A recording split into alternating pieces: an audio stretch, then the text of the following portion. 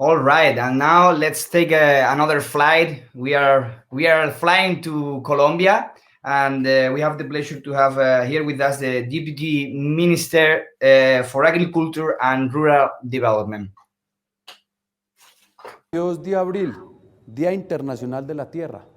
Es el momento propicio, por un lado, ratificar el compromiso del gobierno colombiano y seguir trabajando con la FAO y con demás entidades internacionales que siempre y en todo caso buscan el desarrollo rural integral. Pero también hoy 22 de abril y a partir del COVID-19 queda en evidencia o se han priorizado dos grandes elementos. Por un lado, es una prioridad garantizar la seguridad alimentaria de toda la población y por otro lado, entender que en la ruralidad existe un gran elemento de reactivación económica. Seguridad alimentaria y reactivación económica a partir del cumplimiento de los Objetivos de Desarrollo Sostenible 2030. Y es así como bajo el liderazgo del presidente Iván Duque nos hemos comprometido como gobierno para que en el año 2030 podamos tener una reducción del 51% de la emisión de gases efecto invernadero. Pero también hemos firmado más de 4 pactos de cero deforestación, con cadenas como la ganadera de carne, como la ganadera de leche, como el cacao, como la palma de aceite, entre otros. Pero también estamos realizando un gran trabajo en la certificación de buenas prácticas, en el buen manejo de los recursos naturales. Por último, podemos decir que durante toda esta semana el gobierno colombiano, bajo el liderazgo del Banco Agrario, vamos a sembrar más de 100.000 árboles a lo largo y ancho del territorio colombiano. Feliz Día de la Tierra. El mundo y Colombia requiere cero deforestación y más cumplimiento de los Objetivos de Desarrollo Sostenible.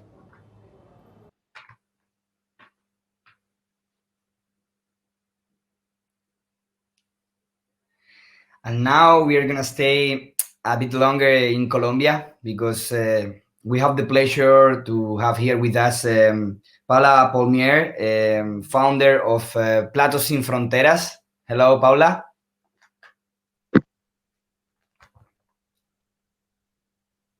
Hello.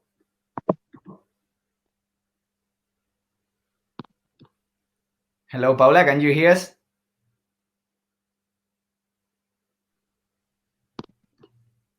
I guess we have some problems with the connection. Hello, Paula. José, no te escucho bien. ¿Me ¿Puedes escuchas escuchar? ahora? Ahora sí, sí, sí. Vale. ¿Quieres que la hagamos en inglés o en español? Como quieran. No, we can do it in English. I'm Yeah, let's make it in English so we can arrive to a broader public. perfect. Let's do that. All right. So Paula Polmier, founder of Platos Sin Fronteras. Right. We Platos Sin lost it. Fronteras from Colombia, Medellín. Right. Ah, I'm super happy about the invitation. Thank you. beautiful place. So tell us a little bit about these Platos Sin Fronteras and how it's going to help us somehow to arrive to a better future. So so last year we already presented during the marathon, and we actually during the pandemic we started to implement the first ever nutrition education lab in Medellin. So we created it in a restaurant in one of the communities here in Medellin, which is called Moravia, and it's a community which is in the north of the city. It's a very disadvantaged community, and what we did, we were launched. We started 4 years ago, and we started to connect chefs from the city with the women in the community to learn how to cook and to learn how to kind of experience again the great biodiversity of our country, and get to know vegetarians again and foods. Because what we realized, and that's how this whole project started, is that a lot of even food aid which gets to the community, part of it is thrown away by families who are in great need just because they don't know how to process it.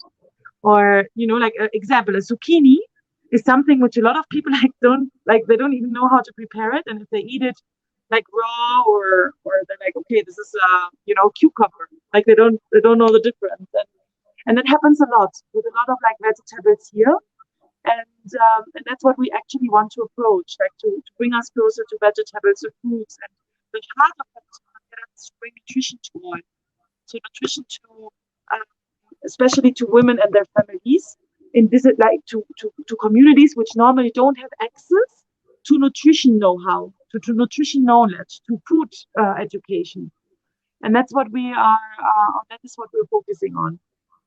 Um, and why, like, how to make that, because you were asking like how to like make our earth, or like how to protect our earth. What we have been doing is that we have done alliances with the food banks of the city.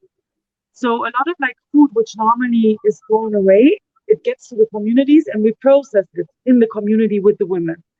So yeah, that's a little bit like what we do in Medellin with Patas sin Fronteras. Plates without Super. borders. Super Yeah. interesting. Well, we got some minutes, so I would like you to make your question, because you just said that chefs collaborating now with the women from the community in order to show not basically know how at the end knowledge is power.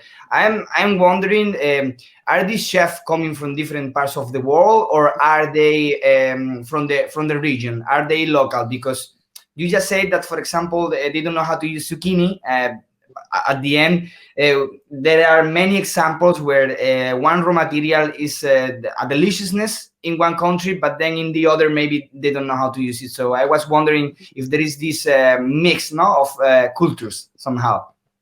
Yes, like we have mix of cultures because we have a great volunteering network.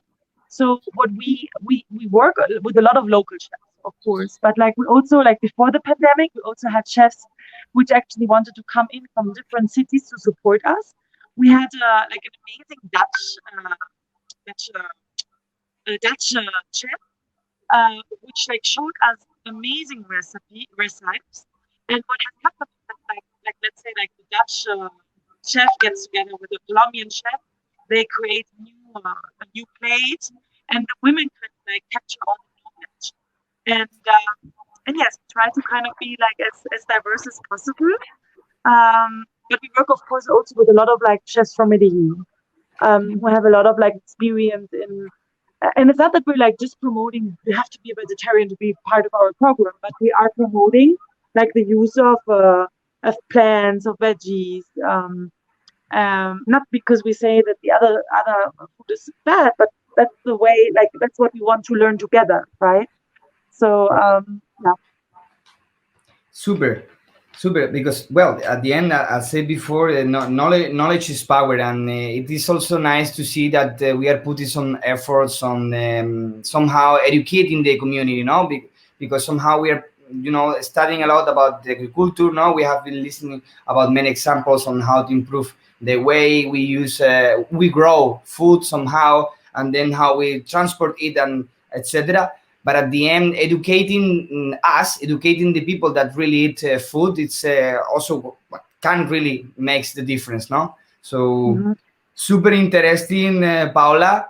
We're still having a couple of minutes, but I guess that from the from the management office, they are gonna be really happy to gain also these minutes. Thank you for sharing your time with us.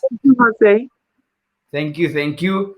And well, we are going to continue with our travel around the world. We are now going to Mexico. Okay, I And will leave then. No? I can leave. what? I will leave. I just get out. I guess yes. Now automatically they'll change the Okay. the connection. Thank you. So thank you so much, Paula, for being here with us.